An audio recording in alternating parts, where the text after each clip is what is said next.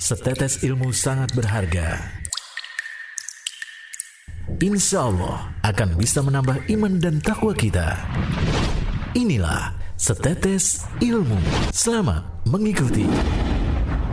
Saya yakin gak ada di antara kita yang pengen supaya pisah sama orang tua nanti di akhirat. Kita pengennya sama orang tua bareng-bareng terus. Gak ada di antara kita yang punya cita-cita di akhirat pisah, satunya di surga, satunya di neraka. Gak ada. Saya gak bisa bayangkan ya di dunia makan bareng satu meja, bercengkrama bareng, piknik bareng, tahu-tahu nanti di akhirat satunya di neraka, satunya di surga. Na'udzubillah min dzalik. Kita pengennya bareng-bareng terus. Kita pengen supaya di surga nanti bareng. Gimana caranya Ustaz? Supaya nanti kita bisa beserta dengan orang tua kita surga. Caranya ada dalam Al-Quran surat At-Tur ayat 21. Surat apa? At-Tur. Surat At-Tur ayat 21.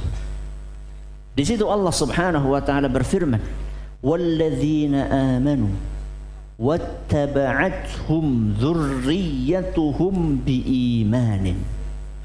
Dan orang-orang yang beriman lalu diikuti oleh anak-anaknya, keturunannya juga beriman.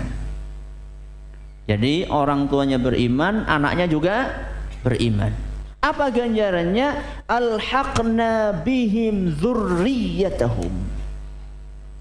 Kami akan gabungkan antara anak dengan bapaknya, dengan ibunya. Digabungkan di mana? Di surga. Jadi kalau kita pengen bareng sama orang tua kita di surga, sama-sama berusaha menjadi insan yang beriman. Anaknya sholat, orang tuanya juga sholat.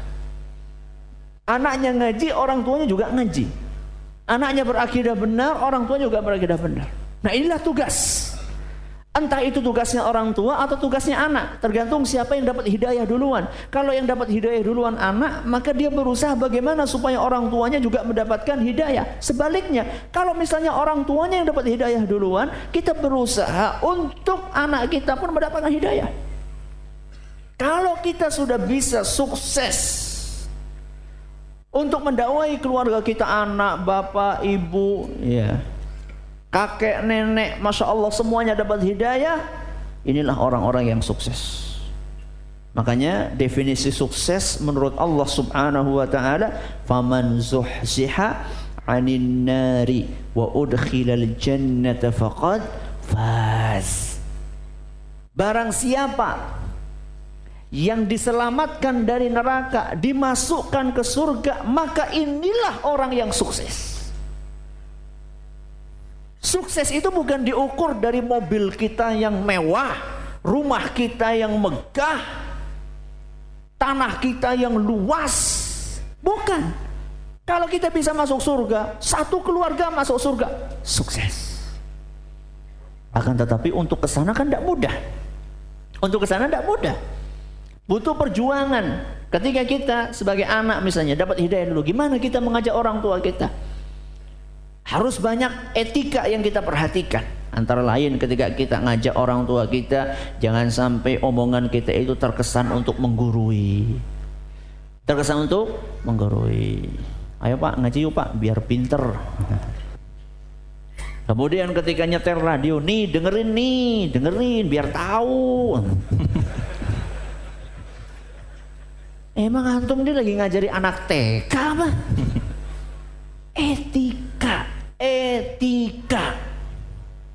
Ini salah satu hal yang amat disayangkan, mulai pudar. Bahkan mungkin mulai hilang dari sebagian orang-orang yang sudah ngaji, tapi etikanya mana? Sama orang tua jangan menggurui. Kita mengucapkan kata-kata yang baik. Ya, kalau misalnya nyetel radio misalnya ya, ini memanfaatkan media. Jadi selain kita tidak menggurui, berusaha untuk memanfaatkan media. Ya kalau memang kita belum bisa ngomong sama orang tua kita langsung, kita setel radio dan gak usah kita katakan ini dengerin, gak usah. Kita setel aja ya radio tersebut, seakan-akan kita dengerin, ya cuman suaranya agak dibesarin dikit. Siapa tahu nanti ada 1-2 yang masuk ke telinga orang tua kita. Kerabat Muslim, hari ini kita baru saja mendapatkan setetes ilmu. Insya Allah, kita akan hadirkan kembali setetes ilmu. Hanya di Radio Insani Purbalingga.